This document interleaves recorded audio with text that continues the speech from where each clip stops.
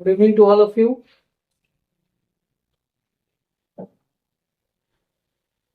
जैसा कि यही 2 दिन तक वीडियो रिकॉर्ड हो नहीं पाया, कुछ टेक्निकल प्रॉब्लम था, तो इसको आज से कंटिन्यू करेंगे। और इससे पहले जो है पोटेंशियल तक शायद हो चुका था, करंट और पोटेंशियल के बारे में हमने अच्छे से इसको एक्सप्लेन किया था, प्रीवियस वीडियो आप देख सकते हैं। इससे पहले एक टॉपिक शायद छूट गया था, सर्किट जो है, इलेक्ट्रिक सर्किट। क्योंकि भाई सिंबल्स के बारे में हमें जानना होता है, सेल के बारे में, सेल के सिंबल, बैटरी के symbol, okay, volt meter, ammeter, ये सब क्या होते हैं कि हमको जानना है, तब जाके हम जो है इसमें जो करंट में हम कुछ आगे और बेहतर जान सकते हैं। तो सर्किट डायग्राम जो है सिंपली क्या है, सर्किट होता है, जैसे आप लोग देखे भी होंगे इस फॉर्म में, ऐसे फॉर्म होता है, इसका हमने डायग्राम बनाया है। Circuit, electric circuit. कभी कभी क्या होता है कि पेपर में जो है, अगर पेपर मेकर का मूड अगर ठीक ठाक होता है तो आसान सवाल दे देगा कि ड्रॉ सर्किट डायग्राम। क्योंकि 10th तक जो है कोई ज्यादा विशेष चीजें जो कठिन नहीं आती, विशेष का जो है यूपी बोर्डों में जो है कोई विशेष जो है टेक्निकल क्वेश्चन जो है नहीं दिए जाते हैं। बस एक नॉर्मल सा क्वेश्चन जो है बस यहां से वहां घुमा देते हैं, क्वेश्चन एक ही रहता है। वैसे मान लीजिए पूछ दे कि भाई डिफाइन जो है स्पेसिफिक रेजिस्टेंस, भाई देखिए जानना सबको है डिफाइन स्पेसिफिक रेजिस्टेंस, लेकिन होता क्या है उसी को हम लोग बोलते हैं रेजिस्टिविटी, ठीक है। तो रेजिस्टिविटी आपको है मालूम है क्या होता है, लेकिन उसी को थोड़ा थोड़ा बाइंड कर दिया, अब बोल दिया कि डिफाइन स्पेसिफिक रेजिस्टेंस। अब इसमें क्या होगा भाई, आपका दिमाग घूम जाएगा, भाई क्वेश्चन कहां से आ गया। तो हर चीजों को जब तक आप डीपली नहीं जानेंगे तब तक कोई इसका मतलब नहीं, ठीक है। तो ऐसे क्या सर्किट है भाई, सिंपल सवाल है कि भाई सर्किट डायग्राम कोई भी आमतौर पर जो भाई ये एकदम बोलेगा कि भाई आप सर्किट डायग्राम बना के दिखा दीजिए, ये आपको जानना चाहिए। देखिए सर्किट क्या होता है, देखिए इलेक्ट्रिक सर्किट क्या होता है, ये क्लोज लूप के फॉर्म में होता है। ये आप देख रहे हैं ना, ये क्या है, क्लोज लूप के फॉर्म में होता है, जिसमें क्या होता है करंट जो है इजिली पास करता है। देखिए तीर क्या है पता है, तीर जो है ये राम जी का तीर नहीं है, ये जो है क्या है, करंट है, ठीक है। ये आपको साफ साफ दिख रहा है यहाँ पे। तो जब तक जो है करंट फ्लो नहीं होगा तब तक क्या होगा, सर्किट डायग्राम आप इजिली स्टेब्लिश नहीं हो सकता। अब देखिए यहां पर साफ साफ देखिए कि इसमें जो है आपको दिख रहा है मीटर दिख रहा है, बी मतलब क्या होता है, वोल्ट मीटर दिख रहा है, और कुछ है आपको सेल दिख रहा है, बैटरी है, बहुत चीजें होती हैं। इन सबको मिला के हम क्या बोल देते हैं, इलेक्ट्रिक सर्किट। तो सिंपल सी बात क्या है कि electric circuit is the close loop, क्या है, electric circuit is a close loop path in which the current is drawn. Circuit क्या होता है, क्लोज लूप के फॉर्म में होता है, जिसमें क्या होता है करंट जो इजिली फ्लो करता है, उसे हम क्या बोलते हैं, इलेक्ट्रिक सर्किट बोलते हैं, ठीक है। अब हमें क्या करना, देखिए ये तो क्या हो गया, इलेक्ट्रिक सर्किट हो गया। चाहे तो हम इसको शॉर्ट फॉर्म में लिख सकते हैं, क्लोज लूप पाथ, यहां लिख दे रहे हैं क्लोज, इसका सिंपल डिफिनेशन है क्लोज्ड लूप पाथ, ठीक है, which a current is drawn, which a current takes कह सकते, current takes a closed loop path which current takes called electric circuit. देखिए जहां वर्ड क्या, इलेक्ट्रिक मीन्स क्या, सीधे क्या करंट, ठीक है, इलेक्ट्रिसिटी की हम बात करें, ठीक है। सिंपल क्लोज लूप पाथ की लाइन में क्या इंपॉर्टेंट है, क्लोज लूप पाथ में होता है, क्लोज पाथ में होता है उसे सर्किट। अब देखिए अगर हमको रिप्रेजेंट करना है इनके पार्ट्स को, मीन्स क्या होता है कि इलेक्ट्रिक सर्किट को रिप्रेजेंट करना, the representation of electric circuit symbol के रूप में। देखिए सबका ना एक सिंगल बना है, सिंबल बना है, हमने ए लिख दिया। तो अब जान ए मतलब क्या होता है, मीटर होता है, वी क्या है, वोल्ट मीटर होता है, ये साइन किसका है, साइन रेजिस्टेंस का है, ये क्या है, सेल्स का है। इन्हीं सब को जो है अगर हम सिंबल के रूप में दिखा दें, सिंबल के रूप में हम क्या करते हैं, इसको हम रिप्रेजेंट कर दें, उसको हम क्या कहते हैं, उसको हम बोलते हैं सर्किट डायग्राम। देखिए दोनों लमसम चीजें एक ही है, बस क्या है कि अन्य चीजों को जैसे अमीटर हुआ, वोल्ट मीटर हुआ, रेजिस्टेंस हुआ, सेल हुआ, इनको हम सिंबल के फॉर्म में लिख दें, इनको हम क्या करें, सिंबल के फॉर्म में रिप्रेजेंट कर दें, उसे हम क्या बोलते हैं, सर्किट डायग्राम। और सर्किट क्या होता है, सिंपल जो है एक क्लोज लूप होता है जिसमें जो इलेक्ट्रिक करंट को हम ठीक है ट्रांसफर करते हैं। सिंपल सी बात है। आप चाहें ठीक है तो सर्किट डायग्राम को जो है आप भाषा में लिख सकते हैं, यहां दिख रहा है नीचे, ठीक है, इसमें आप लिख सकते हैं कि यहां लिख दे रहे हैं the representation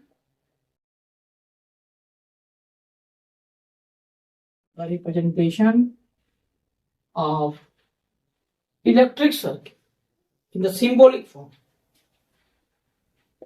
of electric circuit. ठीक है, सर्किट लिखा है, ध्यान दें, using symbol, by using symbol is called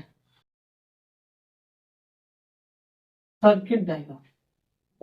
ठीक है, रटी रटाई चीज पे ध्यान नहीं देना है, रटना बिल्कुल नहीं है, बस आपको समझना है किसी भी टर्म को, सर्किट से रिलेटेड किसी भी टर्म को अगर हम सिंबल का जो है रिप्रेजेंट करते हैं सिंबल के फॉर्म में, उससे क्या करते हैं, सर्किट डायग्राम।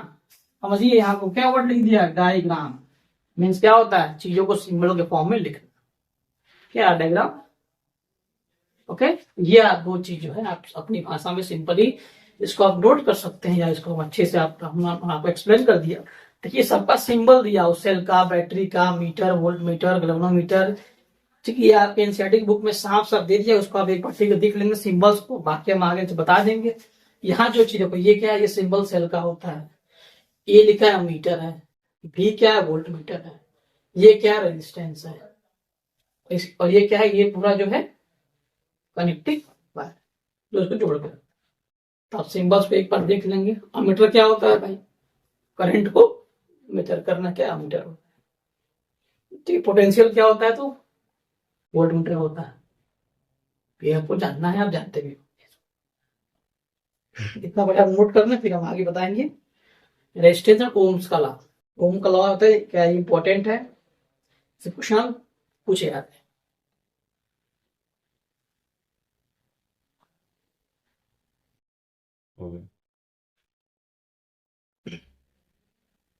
अब देखिए नेक्स्ट टॉपिक क्या है आपका, जो सबसे इंपॉर्टेंट टॉपिक है, और निजाम पॉइंट ऑफ व्यू में देखें तो फिर हमको लग रहा है कि इससे क्वेश्चन तय है, इसे ये बार बार, ठीक है, बार बार जो है पूछा हुआ सवाल है कि रेजिस्टेंस और ओम्स की लॉ, ये कंफर्म है कि चीजें आपको पूछी जाती है। ओके, तो अभी क्या है कि अभी हम पढ़ेंगे जो है ओम्स लॉ के बारे में, और ओम्स लॉ के हेल्प से हम रेजिस्टेंस और आगे की जो चीजें हैं, अब देखिए ओम के लॉ से हम बहुत कुछ जानेंगे, लमसम इस चैप्टर में हम जो है ओम्स लॉ से जो है बहुत चीजें हम निकालेंगे। इनफैक्ट हम क्या पावर में भी हम इनका यूज करके हम पावर के जो अलग अलग फार्मूले हम निकाल सकते हैं। ठीक है, मान लो P equal to V square by R, P equal to V I, सब क्या है, सब ओम के लॉ से ही जो है हम उनको जो है डिराइव कर सकते हैं। चलिए आते हैं ओम्स लॉ पे। देखिए ओम्स लॉ के बारे में बताया गया, ठीक है सर, ओम्स लॉ,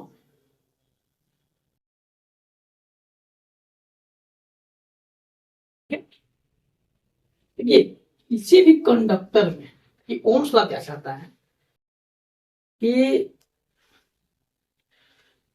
किसी भी कंडक्टर में, देखिए इलेक्ट्रिसिटी में क्या होता है ना कि हम जो है इलेक्ट्रिक करंट की बात करते हैं और जो है पोटेंशियल डिफरेंस के बारे में बात करते हैं।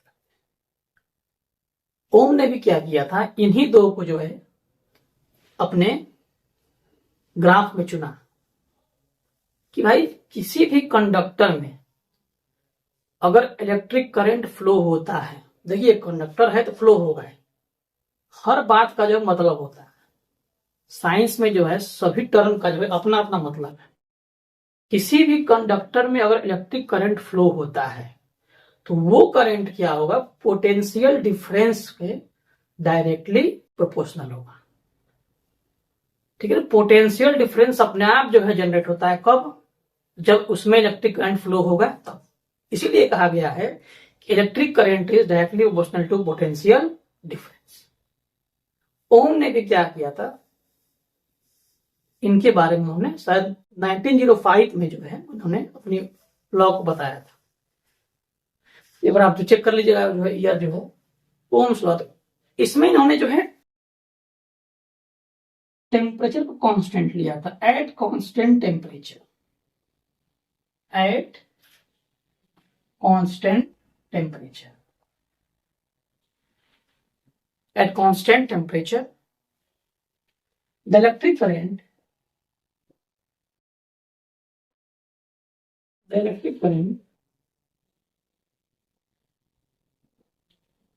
is flowing किया पहले आप, flowing in conductor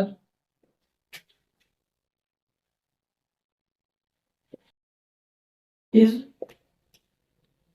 directly proportional to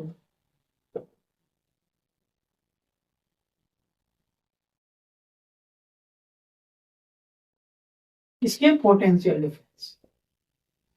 जहां अगर करंट पास होगा वहां क्या होता है, पोटेंशियल जनरेशन होना ही तय है, पोटेंशियल डिफरेंस। जी आपको स्टेटमेंट जो है ओम्स लॉ में लिखना होता है कि ओम्स ने क्या किया था कि क्या करंट और पोटेंशियल को के बीच में उन्होंने एक जो ग्राफ ड्रा किया। वो ग्राफ ठीक बताता है इन चीजों को कि अगर आप जो है इलेक्ट्रिक करंट को बढ़ाएंगे क्या होगा, पोटेंशियल भी बढ़ेंगे। कहने का मतलब क्या है कि कांस्टेंट, हाँ ध्यान रहे, कांस्टेंट टेम्परेचर पे आपको यह क्या करना है, टेम्परेचर कांस्टेंट रखना, इसमें कोई भी इंक्रीज डिक्रीज नहीं करना है। तो इस टेम्परेचर पे जो करंट होगा किसी भी कंडक्टर में अगर वो करंट फ्लो होता है तो वो क्या होता है, पोटेंशियल डिफरेंस का डायरेक्टली प्रोपोर्शनल होता है। Okay, this is called Ohm's law. ये स्टेटमेंट आपको जो है याद करना पड़ेगा। अब देखिए, अब यहां से आप क्या करेंगे, इसको थोड़ा आप जनरेट करेंगे और लिखेंगे। इसको जो है आप मैथमेटिक्स के जो है मैथमेटिकल टर्म में हमें लिखना है, सिंपल सी भाषा में। देखिए हमने क्या कहा था, वी क्या है, मीन्स पोटेंशियल। ये आप जानते होंगे, वी क्या है, पोटेंशियल। पोटेंशियल क्या होगा, इलेक्ट्रिक करंट के डायरेक्टली प्रोपोर्शनल होगा। देखिए सिंबल पे आपको विशेष ध्यान देना है। साइंस में जो हम इलेक्ट्रिक करंट हम लिखेंगे नहीं कि ELECT इलेक्ट्रिक करंट, तो आप लिखते रह जाएंगे। हम IVR, ठीक है, हम सिंबल के फॉर्म में हम ठीक बात करेंगे। इसीलिए क्या किया है ना, जो है हमारे बहुत लोग थे जो है साइंस के जो भी साइंटिस्ट थे उससे रिलेटेड, उन्होंने एक सिंबल दे दिया। उन्होंने कहा भाई कि मीटर, ठीक है, उन्होंने एक नाम दे दिया, यूनिट दे दिया। यूनिट क्या करता है, छोटी सी लाइन में बहुत चीज जो है आपको एक्सप्लेन कर देगा। एक शब्द में जो है सिर्फ एक अक्षर में आप जान लेंगे कि ये चीजें हैं, ये साइंस होता है। कम समय में जो है, बहुत ही कम समय में, विदिन 1 सेकंड में आप उसको देख के जान कि हाँ भाई ये चीजें हैं क्या। आप जहां देखे ए मतलब तुरंत दिमाग पे एम्पियर मतलब क्या करंट है, जहां आप देख लिए वी ये क्या पोटेंशियल है, जहां आप सिंबल देख लिया ऐसे करके ये ओम है। आपको सिंबल के फॉर्म में आप छोटी सी छोटी या बड़ी सी बड़ी चीजों को आप एक शब्द में आप तुरंत आपको दिमाग में, इसे साइंस कहते हैं। ठीक है, ये क्वालिटी आप साइंस दे सकता है। इसलिए बोलते हैं ना, मैथ्स और साइंस और दोनों क्या है, रिलेटिव टर्म्स होते हैं, एक साथ काम करते हैं। और फिजिक्स क्या है, ये दोनों का आपको मजा मिल जाएगा। आपको मैथ की फीलिंग भी आ जाएगी और प्लस साइंस तो है ही है। ओके, तो देखिए वी प्रोपोर्शनल आई, वी क्या है पोटेंशियल, आई क्या है इलेक्ट्रिक करंट। अब ये क्या है, प्रोपोर्शनल है। अब इसको देखिए हटाना होता है, ध्यान रखिएगा। फिजिक्स में प्रोपोर्शनल को हमें हटाना ही हटाना है, क्योंकि अगर नहीं हटा तो फिर ये जो हटने का नाम, तो इसको हम हटाएंगे। अब देखिए, इसको हटाने के लिए हम क्या करते हैं, एक कांस्टेंट को चुन लेते हैं। जैसे मैथ में हम सब पे आप कांस्टेंट के लगाते थे, सबको याद होगा के लगाते हैं कांस्टेंट, इसकी वैल्यू क्या होती है, यूनिट, मतलब 1 होती है। लेकिन यहाँ तक फिजिक्स में क्या होगी, इसकी वैल्यू ठीक 1 नहीं होती, होती है कहीं नहीं होती, इसमें क्या होगी, चीजें वो नहीं होगी। वही कांस्टेंट जो होता है एक टर्म को डिफाइन कर देता है फिजिक्स में, जो कहते हैं वही कांस्टेंट जो है, एक जो है टर्म को डिफाइन कर देता है। मतलब पॉज कर देंगे। ओके ओके, तो ये क्या था आपका कांस्टेंट था, इसको हमको हटाना होता है। तो हम क्या करेंगे, यहां पर जो है हम लेंगे कांस्टेंट आर। क्या लेंगे, आर। अब क्या मिल गया, v equal to R I. और यही आर क्या है, कांस्टेंट है। आर क्या है, कांस्टेंट है। इसे हम क्या बोलते हैं, रेजिस्टेंस। जिसे हम क्या बोलते हैं, रेजिस्टेंस बोलते हैं। अब यहां से आप आर की वैल्यू निकाल सकते हैं, v बाई आई। ये आपको एक रेजिस्टेंस का फार्मूला, ये ओम के लॉ से हमने निकाल दिया। अब देखिए, एक सिंपल सा सवाल जो है आता है, बस आपको क्या करना है, v और i के बीच में ग्राफ बनाना है, जिसे हम बोलते हैं अपनी भाषा में वी आई ग्राफ। यहां दिख रहा है हमें साइड में, यहां तो यहां दिख रहा है ना, वी आई ग्राफ। सिंपल से देखिए, ओम्स ने इन्होंने क्या किया था, उन्होंने ग्राफ ड्रा किया।